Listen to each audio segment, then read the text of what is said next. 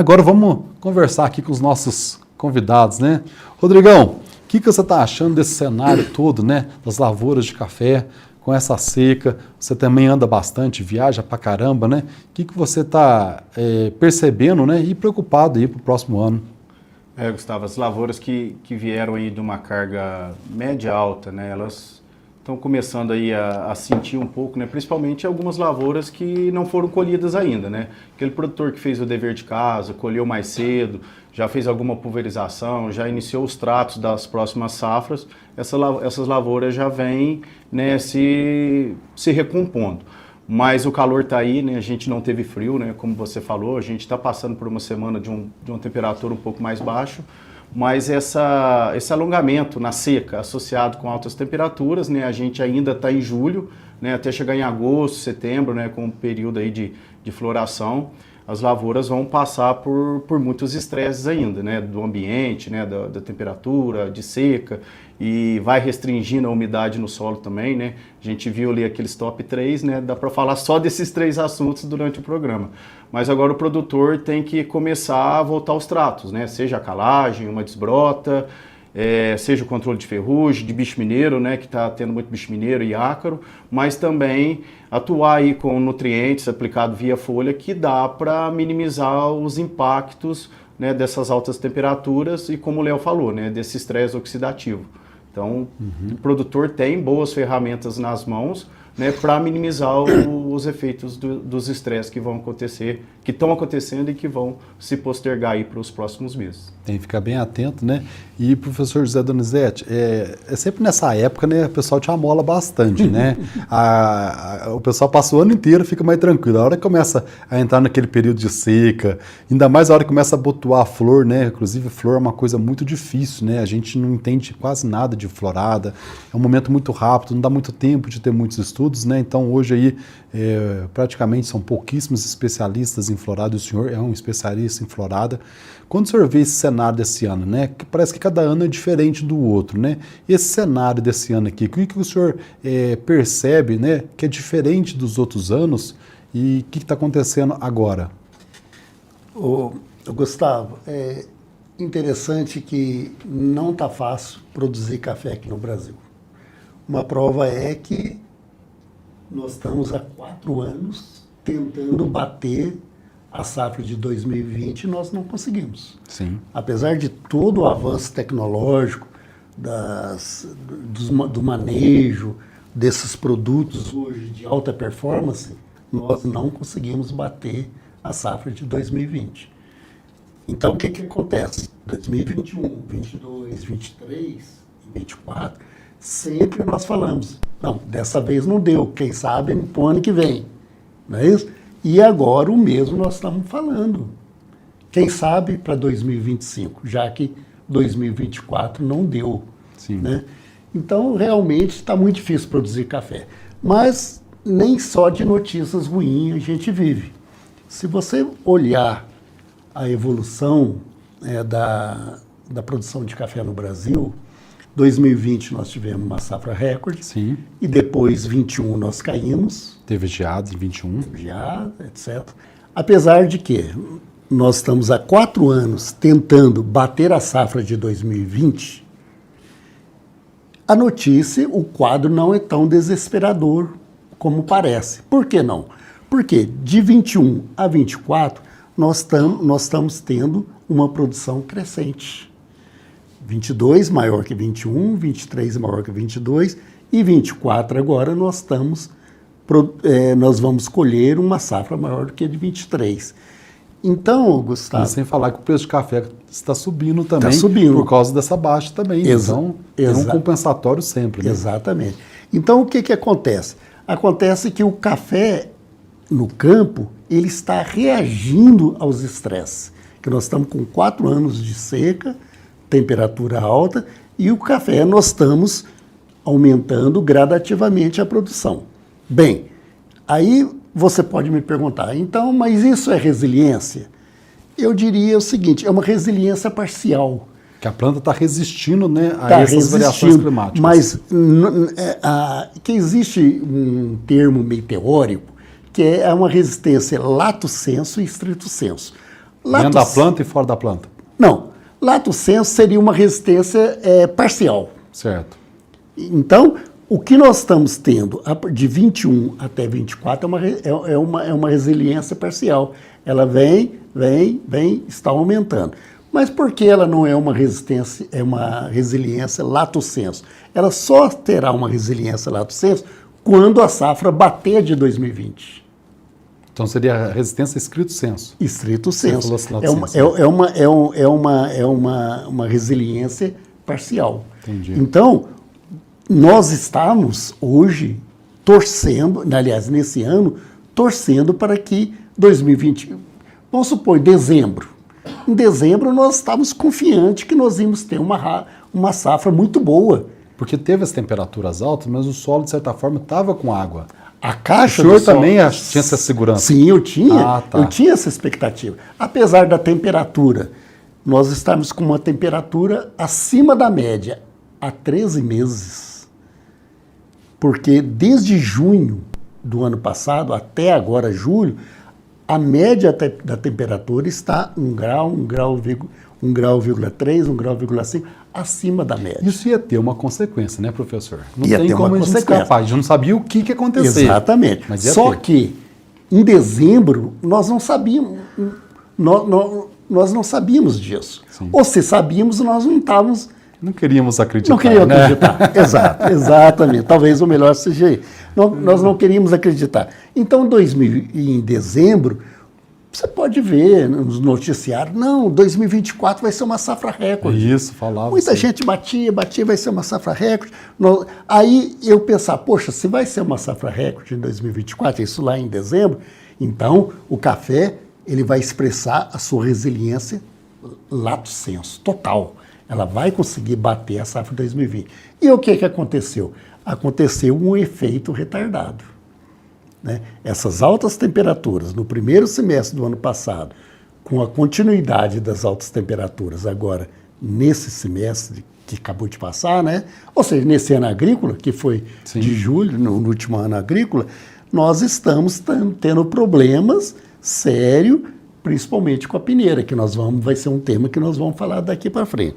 Então eu digo o seguinte, se o café não conseguiu ainda exercer sua plena resiliência, mas ele está tentando. Isso quer dizer o seguinte, quer dizer que com o manejo que nós estamos imprimindo na nossa lavoura, nós estamos dando a esse café, a essa lavoura, um certo poder de resiliência. Mas por que é um certo poder de resiliência? Porque quando a pressão do ambiente é muito grande, não existe milagre. Não tem como, né? Não tem como, né? Não existe um produto milagroso. Então, quando a pressão do ambiente é muito alta, como está sendo agora, com as altas temperaturas foliares advindos de uma seca muito forte, não tem como o café expressar essa resiliência total e bater a safra de 2020. Então, como sempre, mais uma vez, nós estamos esperando para o ano que vem, né? E então você vê que nós...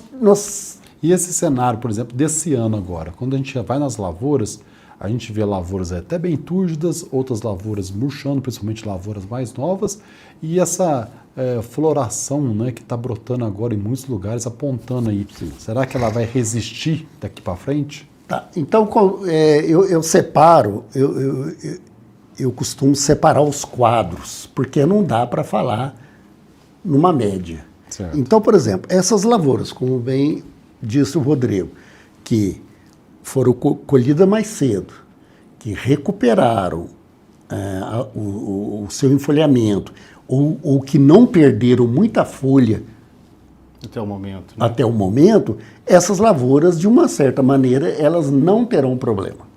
Elas não terão problema pelo seguinte motivo. Primeiro, você falou aí sobre raiz, né? Que nós não preocupamos com muita raiz, dadas as dificuldades que nós temos em fazer a amostragem das raízes. Muito bem. Só que, para ver raiz, Gustavo, não precisa abrir uma trincheira. Você olhando a parte aérea, você tem uma ideia, porque existe uma relação parte aérea e raiz. Nós fizemos um experimento na década de 90, onde nós fizemos várias trincheiras e relacionamos vigor da parte aérea com desenvolvimento do sistema radicular. Você precisa de ver quanto que bateu, 65%. É um número muito alto. Então, se a planta estiver feia, a raiz está ruim. Exato. Se a planta está bonita, a raiz está boa. Exatamente. E cai lá nos 3 pontos, né? Exatamente. Profundidade e plantio, né? Incubação equilibrada. Então, esse é um ponto. E Então, profundidade. é aquele caso, né? Para descontrair um pouco. Quem não vê cara, não vê coração, né? Não existe. Então, na verdade, quem vê a parte aérea está vendo, de uma certa forma, o sistema radicular. Então, essa planta que está enfolhada, que não sentiu e que foi colhida mais cedo, que está descansando, com toda a certeza, Gustavo, se você abrir uma trincheira ali e verificar o sistema radicular, você vai ver o quê? Você vai ver raiz com profundidade abaixo de 1,5 m. 2 metros, você tem raiz, 2,5 m. Você vai ver um sistema radicular formando uma malha horizontal, onde as raízes de uma planta, elas entrelaçam com as plantas vizinhas. Umas radicelas muito em grande volume. Isto por quê? Porque a raiz, ao contrário da parte aérea, ela cresce o ano inteiro. Então, quando a gente fala, por exemplo, assim, o período de inverno é um período de repouso vegetativo do café. Repouso vegetativo entre aspas. Por que um repouso vegetativo entre aspas? Porque você está baseando somente na parte aérea. Realmente, temperaturas abaixo de 16 graus, a parte aérea trava. Certo. Não tem como. Você pode ter água, você pode ter nutriente no solo, você pode colocar o que quiser, mas o que está travando é a temperatura. É a temperatura, ponto. Ela só vai ser destravada quando a temperatura voltar aos níveis anteriores. Muito bem. Mas as raízes, elas não sofrem problema de temperatura, porque o solo é tamponante. Então, se você vê lá 13 graus na parte aérea, o sistema radicular está com 18, 19 graus. Uma temperatura excelente para o crescimento dela, desde que tenha água. Então, esse tipo de planta, que está bem folhada, vigorosa, um vigor, por exemplo, que você olha, você fala assim, o vigor dessa planta é 8, 9, Sim. Com certeza ela tem um sistema radicular profundo. Esse sistema radicular está ativo, ele está crescendo agora. Buscando água em profundidade. Em pleno inverno, buscando água em profundidade, buscando nutriente, só que você não está vendo nenhum benefício atual porque a parte aérea vai parar. Só que esta água vai manter a parte aérea com teor de umidade adequado, ela vai, todos os canais de armazenamento da parte aérea de nutriente vão estar cheios, porque a planta absorveu e levou os nutrientes para a parte aérea, e quando, a partir de agosto, setembro, as temperaturas destravarem a planta, essa planta vai dar um salto. E a florada que está dando nessas lavouras preserva. Tá certo. Então, aí esse tipo de lavoura não me preocupa para o ano que vem.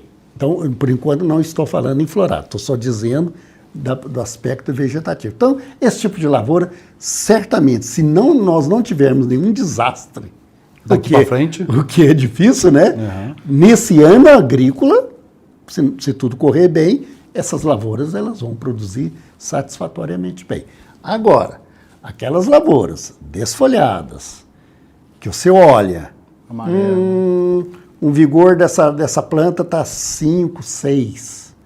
Aí você começa a notar, as folhas estão amareladas, a parte aérea está deficiente em termos de nutriente, o sistema radicular, se a parte aérea está assim, o sistema radicular também está da mesma maneira, ou seja, coitado, é aquele caso, casa de pobre, todo mundo grita e ninguém come, né? Então a parte aérea está gritando, o sistema radicular está gritando, essa lavoura sim é preocupante. Ela não vai, as chances dela produzir bem no ano que vem, é mínima. Muito bem.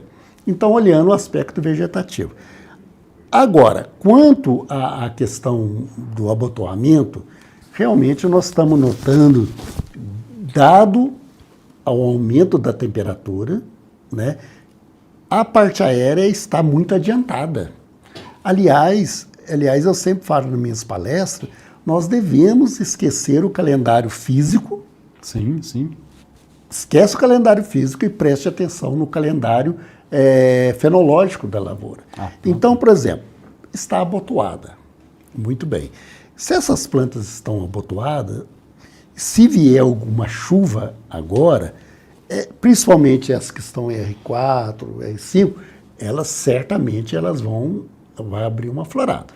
Essa chuva seria o quê? Uns 5, 10 milímetros? 10 milímetros. 10 milímetros. O que tem havido até agora, às vezes uma chuva até menor do que essa, abriu umas pequenas... Às vezes a gente sempre recebe, né, na internet umas fotos mostrando, abriu florada nessa lavourinha, que é aqui. É porque às vezes nem é a água do solo, é o aumento da umidade relativa que faz com que essas flores abram. Interessante notar que você sabe que um café cultivado em solução nutritiva, ou seja, em água... Dentro da água adubada ali, né? Ele floresce. Aí vem aquela questão, mas peraí, mas o café não... Não tem que ter o estresse? Não tem que ter o estresse para florescer? Sim, ele precisa do estresse para florescer. O que acontece com o café, nesse caso, que ele floresce? Porque é o seguinte, o estresse hídrico, ele acontece quando a perda de água pela folha é maior do que a reposição de água pelas raízes. Então, às vezes você tem aí dias onde o calor está muito alto, em 3, 4 horas do dia, vamos supor, de 10 a meio-dia. Isto é suficiente para a planta perder água, não haver reposição de água pela raiz, e a planta... Porque não deu tempo. Tem a água, mas não deu tempo. Exatamente. E aí o que aconteceu? A planta entrou em estresse. Então vamos supor, você tem uma lavoura bem irrigada, mas só a temperatura alta já é suficiente para dar já esse estresse. Já é suficiente para causar esse estresse. Aí ela vem e floresce. Então por isso que é tão complicado, às vezes, o manejo da irrigação, exatamente por causa disso. Você fala, poxa, eu não cortei a água e floresceu. É porque a demanda evaporativa ela foi muito alta. Então, eu ainda estava vindo hoje de Lavras para cá, eu estava comentando o seguinte, se nós tivermos agora uma florada, vir uma chuva, por exemplo, uma chuva agora em segunda quinzena de julho, choveu, e se nós tivermos uma florada pequena, sei lá, aí 15%, 10%, 15%, comecinho de agosto, essa florada... Dependendo do estado vegetativo da parte aérea, aí que vem, dependendo do estado vegetativo da parte aérea, ela vai vingar ou não. Quando que ela vai vingar? Ela vai vingar naquelas...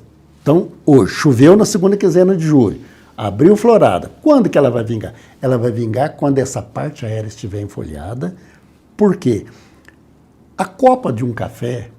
Mais ou menos, se nós dividirmos em camada, nós vamos ver que aquelas folhas mais na periferia, que pega sol, que pega vento, ou seja, que está num ambiente mais hostil, certo. Isso equivale mais ou menos a uns 20% da copa. Grossos, 80% estão lá dentro, protegidos. Então, essas gemas, essa florada que deu nessas lavouras, enfolhadas, elas terão capacidade de vingar. Porque tá protegida ali. Está no microclima ali, vamos supor, se aqui no ambiente nós estamos 32 graus, ali dentro deve estar uns 26, 25 graus, ou seja, está uma temperatura bastante adequada. Se esfriar muito também lá fica mais quentinho. Exatamente, fica mais quentinho. Então você vê que só tem vantagem. Além dessa proteção morfológica, que a folha impõe à florada, tem também a questão de reservas, porque essas lavouras mais enfolhadas, elas estão com as caixas de reserva cheias, então elas têm energia suficiente para manter essa florada. Bom, agora, aquelas lavouras que estavam desfolhadas, com vigor, 6, 5, essas certamente elas não terão chance nenhuma de vingamento. Primeiro, elas vão estar expostas As folhadas, né? porque elas estão desfolhadas, elas vão estar expostas aos raios solares. E os raios solares incidindo diretamente sobre o botão floral, vai dessecar esse botão floral, vai dessecar o ovário e ali não vai haver um vingamento da planta. Então, quando a gente analisar uma lavoura, nós sempre fazer essa estratificação para ver. E, infelizmente, se você tiver uma lavoura com vigor 5, 6, as chances de um sucesso dessa florada agora, antecipada, né, é muito pequena. Se você tiver uma lavoura com vigor 8, 9, tá tranquilo.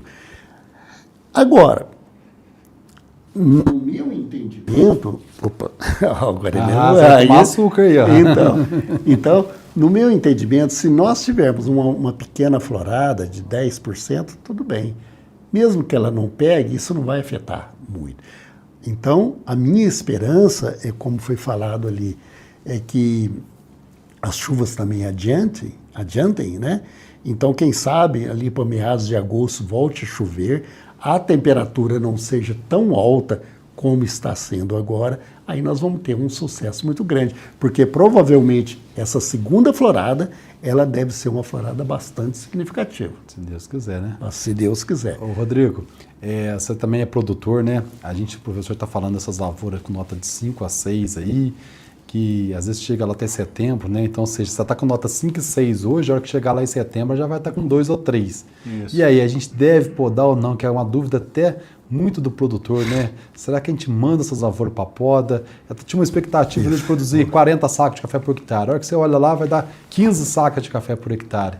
Né? A decisão de poda nessa hora é muito difícil, porque ele não se programou, não se planejou para fazer essa poda. O que é a tua visão em relação a isso? Eu acho que assim, gente, acho não, né? Dá até uma dica para o cafeicultor, né? Para os produtores. Chegar na lavoura de manhã, né? Por volta de umas 8, 9 horas da manhã e ver como é que estão as folhas na planta. As folhas estão túrgidas, estão verde ali, estão, né, para cima ali, ok. Chega 1 hora, 2 horas da tarde na lavoura. Aquelas folhas estão para baixo, né, estão sentindo a alta temperatura, a falta d'água, né, e a planta está num déficit hídrico. Né? A reposição de água no solo está sendo menor do que ela está perdendo na parte aérea.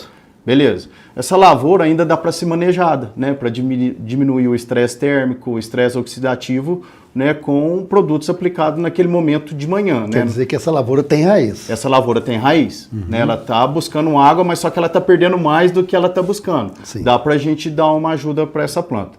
E aí qual que é a diferença, né? De déficit hídrico para estresse hídrico, né? Você chega de manhã e chega à tarde, as folhas estão do mesmo jeito, né? Elas estão viradas para baixo, elas estão sentindo a seca e altas temperaturas. Aí talvez nessas lavouras, né, dentro do planejamento da fazenda, fazer um replanejamento, né, se não estava para podar, e colocar essas lavouras dentro de um circuito aí de poda, né, com decote, com esqueletamento, porque essas lavouras já estressadas agora em julho, né, até a gente avançar julho, agosto, setembro, ela vai ter perdas, né, e que vão reverter depois no baixo vingamento de flor, né, e no baixo pegamento dos frutos. E aí vai, né, respondendo aquelas 3 perguntinhas, né, aprofundar a raiz, né, é um clichê, né, Gustavo, a gente como agrônomo, mas a gente fala para o produtor, né, o sucesso de uma lavoura de café está no plantio, né, porque é onde a gente tem a oportunidade de colocar cálcio, magnésio e fósforo também em profundidade, né, que são 3 elementos aí que estão associados com alto desenvolvimento do sistema radicular. Colocar calcários de baixa PRNT em profundidade, né, para ir reagindo devagar, fósforo, né, que fósforo é imóvel no solo, lá em profundidade.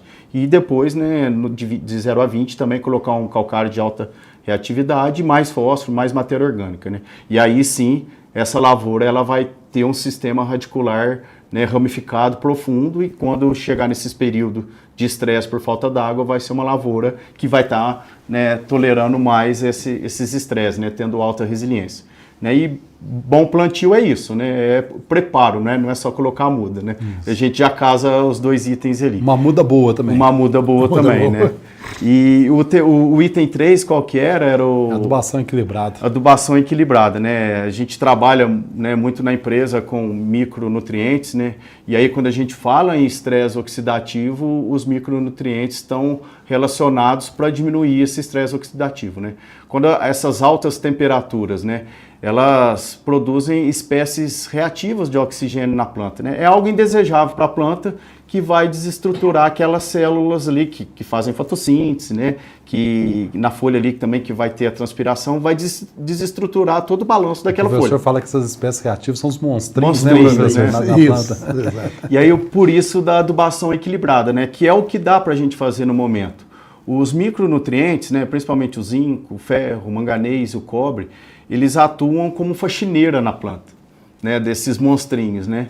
Eles são cofatores enzimáticos, né? Eles atuam em enzimas que vão detoxificar a planta, que vão eliminar esses monstrinhos, né? É a mesma coisa que você tomar um suco detox, né? Esses micronutrientes nesse momento ajudam a planta. Então seria o seguinte, a planta ela entra em estresse, começa a aumentar esses monstrinhos produzindo, que são as enzimas reativas de oxigênio, né? Espécies, né? Reativas de oxigênio. E aí tem as faxineiras que são dependentes de micronutrientes metálicos. Para poder ir matando e limpando desses monstrinhos.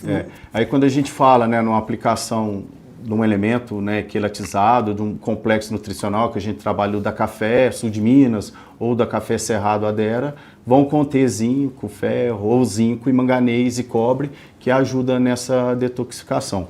E o outro ponto também, né, o estresse térmico, né, que está associado à escaldadura. A gente sabe que o magnésio é um macroelemento que a gente tem que estar no solo, construir a fertilidade, mas nesse momento ele é bem-vindo, né? Porque ele, junto com o nitrogênio, eles são os 2 constituintes da clorofila, né, que a planta vai, né, captar o CO2 e transformar ali em carbono, mas também o magnésio, ele está ligado na produção de carotenoides, que protege a clorofila. Quanto mais eu proteger a clorofila, né, mais uma planta vai estar ativa, produzindo, né, os carboidratos, e menos ela vai sentir Quanto mais também. carotenoide tem, menos escaldadura. Isso, é escudo. Seria o magnésio formando escudos protetores para a escaldadura. E você falar que o magnésio é o maior problema da cafeicultura brasileira. Todos, se você pegar aí 100 análises de solo sorteadas aí, vai estar umas 80 pelo menos com teores abaixo do adequado. E aí vai, né? Vai fazer um plantio? Faz um plantio bem feito, né? Profundidade, né? Aprofunda a raiz, porque não é todo mundo que tem água para irrigar. Então, nesse momento, onde que uma planta vai buscar água? Nas camadas mais profundas. No momento, o que dá para fazer? Diminuir esse estresse oxidativo, esse estresse térmico, né? E conforme for avançando o estresse também, diminuir a produção de etileno pela planta, né? E aí a gente tem outras ferramentas também que dá para ser aplicado para manter, preservar aquele folhamento na planta, para ela perder o menos de folha possível até o florescimento ali na florada. Posso complementar aqui? Então, nosso tempo já está ficando apertado, mas está ótimo. A questão do magnésio, eu costumo brincar e ao mesmo tempo falando sério, né? Que o magnésio ele é o protetor solar natural da planta. Sim. Né? Você não precisa, às vezes, aplicar um protetor solar, mas a própria folha ela tem uma maneira de se autoproteger. Evidentemente, quando a pressão não é muito alta. Não é aquele escaldaduro do tamanho do mundo. Aí, né? quando a pressão for muito alta, você tem que lançar mão de produtos para ajudar a planta a se proteger. E mesmo assim, o produto é bom, funciona, mas ainda tem limite, né? Exatamente. Tudo depende da pressão do ambiente, né? Então, nos últimos anos, os estudos mostraram o seguinte, que nós estamos...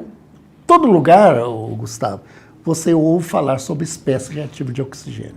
Então, esse realmente... E realmente é. Por quê? Porque nos últimos anos foi comprovado que a causa primária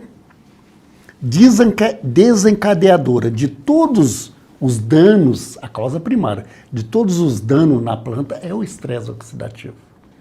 Então, por que causa o estresse oxidativo? Por exemplo, o aumento da temperatura. A temperatura aumenta, ao aumentar a temperatura, aumenta a respiração foliar. Quando aumenta a respiração foliar, elétrons ficam sobrando e esses elétrons sobrando é que vão gerar essas espécies reativas de oxigênio, que são os famosos monstrinhos que vão causar todos esses danos que nós estamos tendo na cafeicultura. Agora, a planta, ela tem uma capacidade de se autoproteger contra essas espécies reativas de oxigênio. Então, como ela se protege? Produzindo antioxidantes. Então, quando a espécie reativa, vem o estresse, a espécie reativa de oxigênio começa a aumentar, uma planta que é bem nutrida, uma planta que tem um sistema radicular profundo, uma planta vigorosa, ela começa a produzir defesas, e essas defesas antioxidantes vão combater esses radicais livres e eles vão abaixar. Pronto, aí a planta se autoprotegeu. E quais são essas defesas? Existe, por exemplo, um ascorbato. A planta produz ascorbato, esse ascorbato vem e neutraliza essa espécie reativa de oxigênio.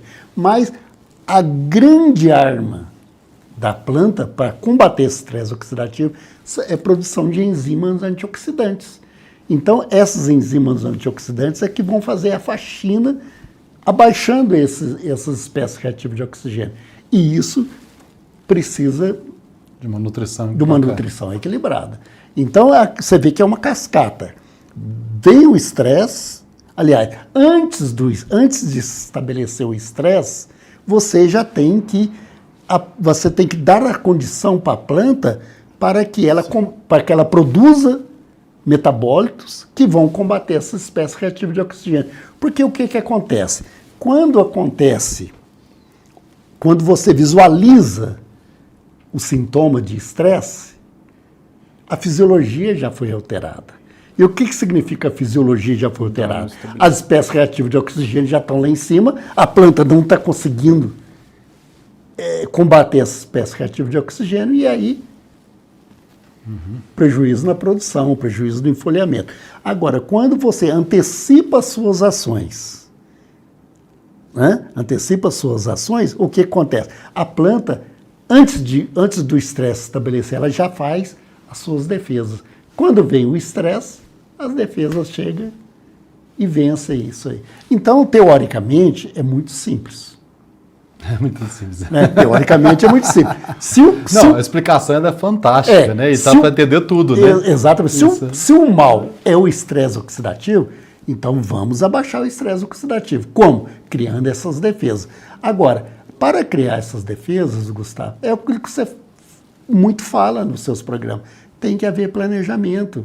Não adianta que um milagre não vai acontecer. O fator humano, né? O fator. É aí que entra o manejo. Você tem que preparar a sua planta com antecedência para que ela se arme contra essas espécies reativas de oxigênio. Então, nós devemos aproveitar o momento que o cafeicultor está capitalizado, né? E resolver isso aí. Vamos resolver com antecedência. Antes que o mal aconteça, vamos deixar a planta preparada para enfrentar esses monstros. E essa questão também que a gente falou aí, né, de proteger com magnésio, com os micronutrientes, mas a gente falou de aprofundar a raiz, né? Quem tem irrigação pode ver isso mais fácil. Nesses momentos de altas temperaturas, né, a transpiração, né, a perda d'água, e aí a planta faz a troca gasosa e absorve CO2 para fazer fotossíntese. Mas a transpiração também ela funciona como uma bomba, né, propulsora, né? Conforme ela perde água, ela pega a água do sistema, né, das raízes, e chega até a parte aérea, né, a água e os sais minerais. E outra coisa também é uma dissipadora de calor, né, professor Donizete? Perfeitamente. Quando a planta está transpirando, a água está chegando, né, na parte aérea, também ela consegue, né, eliminar aquele calor que estava na folha, né, na forma dos vapores de água. E isso abaixa a temperatura da folha, né? Então, assim, um sistema radicular, né, que é uma lavoura que não seja irrigada, ela tem que ser profunda, até mesmo para manter a temperatura da folha mais baixa e sofrer menos com esse estresse. Beleza, gente. Obrigadão por enquanto. Você continua com a gente no próximo bloco. E a gente precisa tem gente que me matando aqui. Tem um ponto no ouvido aqui, fala assim, o tempo tá passando, mas a conversa tá tão boa que eu vou deixando.